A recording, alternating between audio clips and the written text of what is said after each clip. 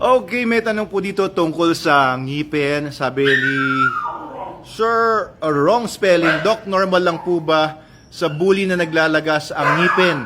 At ano po maganda gawin? 4-month-old po, sana masagot. So, 4-month-old bully, nagngingipin, natatanggal yung ngipin. Baka magulat kayo na natatanggal yung ngipin ng aso ninyo.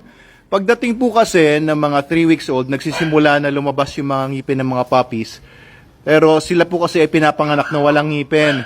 Yung mga lumalabas na mga unang mga ngipin sa mga puppies nyo at 3 weeks, mga milk teeth po yon. Lumalabas naman yung mga permanent teeth nila, simula sa harapan ng ngipin nila. Yan. 5 months old ito, ayun lumabas na yung kanyang mga permanent incisors at saka canines.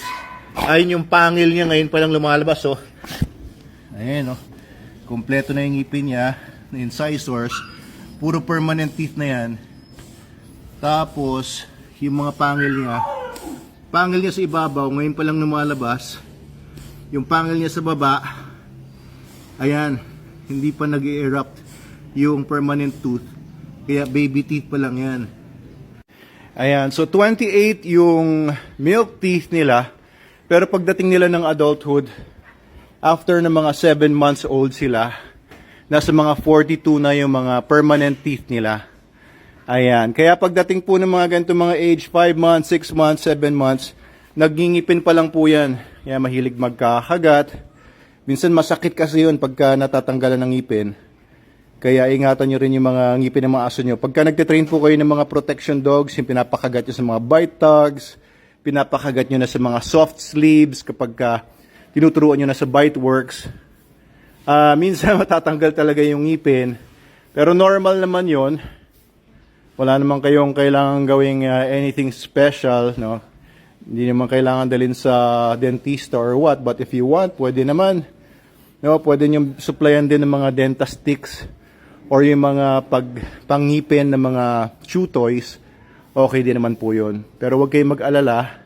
Minsan hindi nyo na naman malaya na nagngingipin sila, natatanggal yung ngipin nila. Kasi nalululok na lang nila yung ngipin nila. Nalululon. Ano ba tabang doon? Spelling doon. Nalululon o nalululok. So, minsan hindi nyo na alam na wala na pala siyang ngipin. Makita nyo na lang, bungal na yung aso ninyo. Normal naman po yun.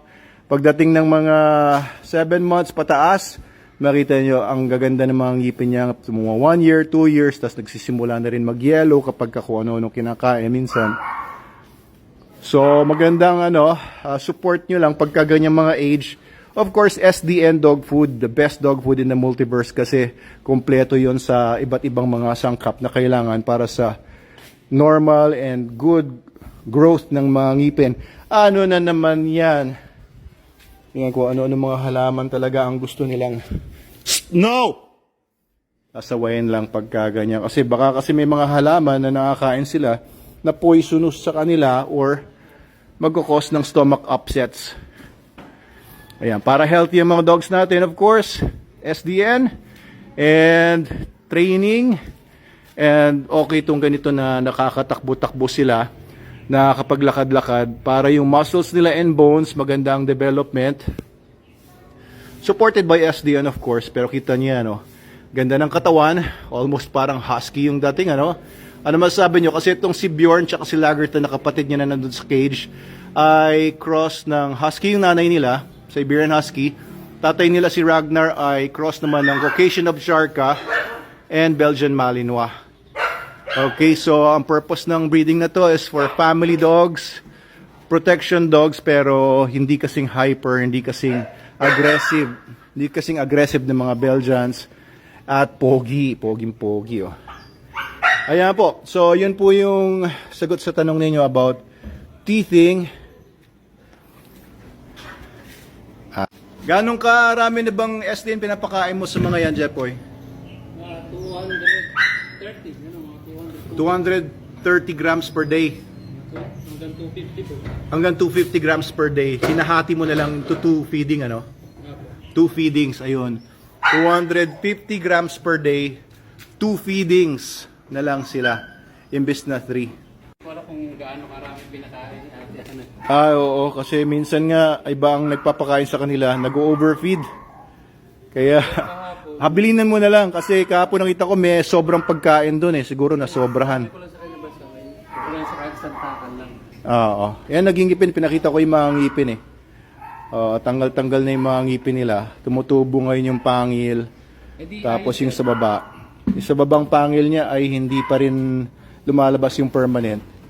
So unti-unti. Wala pa naman kasing 6 months ito eh. Di ba pag nabunod sir, okay lang? Oo, okay lang yan. Tapos tutubo. Patingin nga ng mga loob, yung mga molar. Premolar tsaka molar. Bukbuka mo yung big. Ayan, okay yan. Ayos, ayos. Very nice.